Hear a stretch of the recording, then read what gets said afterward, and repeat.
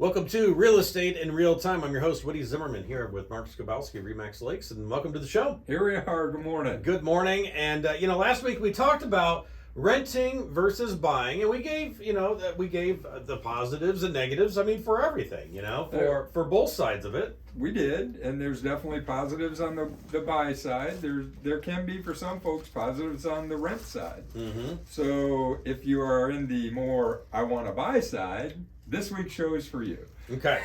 So the thought was, hey, so you want to buy a house? Well, what are some of the do's and don'ts Okay. to buying a house? So let's cover the don'ts first.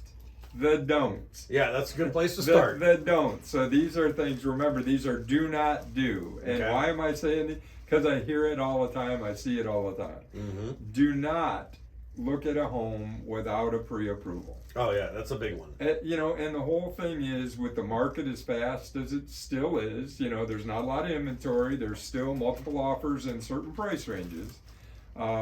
If you're going to write an offer on that house, you have to have a pre-approval. Mm-hmm. So what's the point of going to look at it and not being ready to buy? Now, I know the reverse because I've heard it. Again, I've been doing this a long time. I've heard it. Well, if I decide I want to buy it, I'll get a pre-approval. Well, how about reverse that? Yeah, you're going to be late to the game. You're going to be late to the game, and maybe it's Saturday afternoon, and you're working with a bank, not a broker who's available on Saturday. Yeah. And the bank's only open Monday through Friday, 9 to 5, banker's hours. Mm-hmm. And you need a pre-approval and you can't get it, right? Mm-hmm. And now you want to submit an offer and you miss out on the house that you really thought was the one for you. Yeah. So have that pre-approval in advance. It takes some planning to buy a house. It's not a knee-jerk decision, although you have to make a decision very quickly. These days, for sure. days. Yeah. Yeah. That's why having that pre-approval before you go out and look is a very important piece. You need to have that pre-approval. So do not look at a home until you've had a pre-approval. And any good agent's going to tell you that up front. They're going to highly recommend that you get that pre-approval before you go, because many sellers don't want people in their house unless they're a qualified buyer. True. So, if I have somebody call me up, hey, I'd like to look at this, 8-bedroom house up on Wawasee, $4 million, don't you think you'd like to make sure they're qualified to purchase that before we go in it? Absolutely. And just because it's a, $3 or $4 million house, I put the same emphasis on a $150,000 house. Yeah. Because it's just as important to that seller that they have qualified people looking at their home rather than just, everybody traipsing through for no reason. Because quite honestly, for sellers, to get the house cleaned up, to get ready for a showing, they want it to show well. They've been coached, make sure your house is ready. They've got to go through conniptions and get out of the house. They have to leave the house. So you're infringing on their time if you're truly not a qualified buyer. Mm-hmm. So have some respect. Oh my God, where's that gone in today's society, right? Yep. Respect for other people. Mm-hmm. Have some respect for the seller. If you're not qualified to buy, don't go look. Yeah. Just bottom line, get that pre-approval so that you're ready to go. It's the best course of action anyways. If you're truly planning to buy a home, get your pre-approval. Not only what price range, but what type of financing that you're using. Because that's on the purchase agreement. You have to put all that on. It isn't well, I think I can do such and such. Right. Pre-approval is a critical piece. Okay, good. Okay. Good information. So once you have that pre-approval, don't take out any new debt. Don't go, and buy a new car, a new boat, a new four-wheeler, whatever. Keep your credit status the same as it was when you got your pre-approval. Mm-hmm. Now, I'm not saying, hey, if your car blows up and you need to buy one, don't buy one. But let your lender know, hey, my car blew up and I needed to buy a new one. Yeah, because the numbers do change. The numbers change when you do that. So, keep your credit consistent. Don't go buy new crazy things. Don't buy new stuff.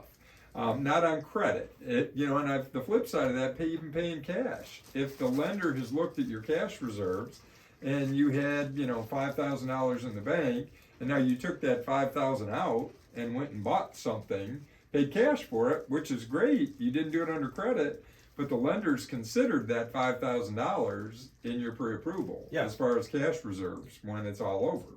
once you've closed on a house. So now those reserves are gone. Your pre-approval will probably have changed. Yeah, and they're going to want to know. They're going to want to Right. know. But also, that's, you always say work with a local lender. Yes.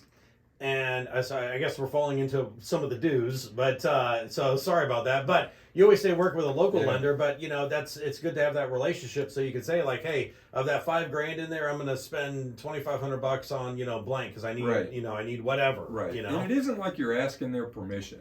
No. I'm not saying that. Yeah. You know what I mean? But at least ask them, hey, if I do this, is it going to impact what I'm going to be able to buy? Because Yeah. again, if you really want to buy a house, you want to set yourself up for success, which is to buy a house, Mhm.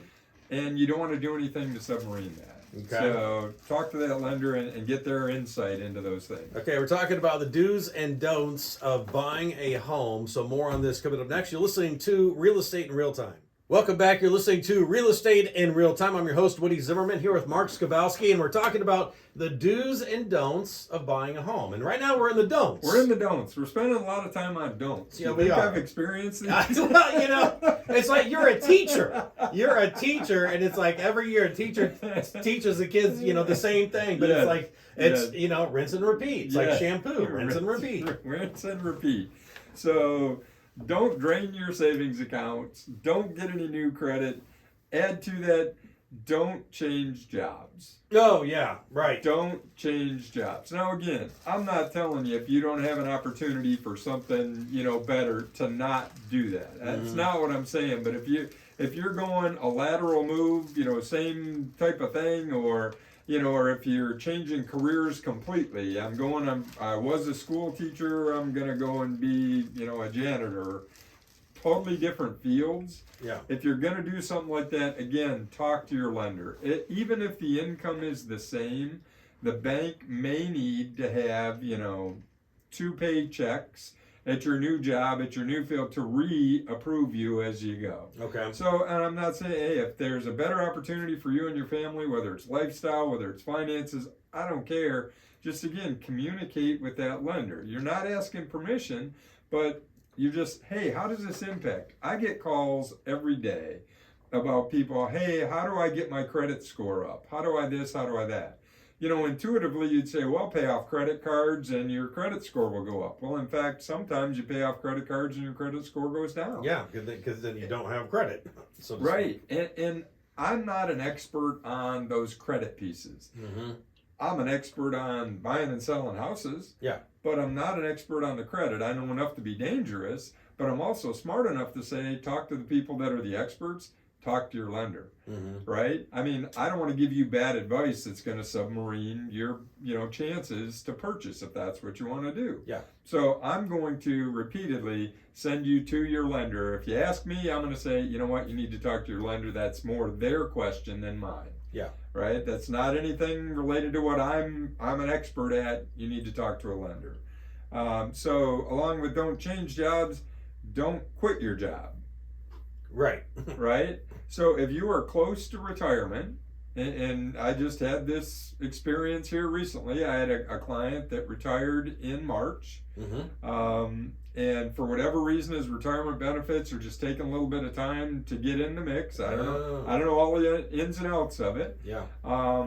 But he's not getting full numbers yet, and he was working with a big bank. Well, and off air, we were talking. We were due to close this week.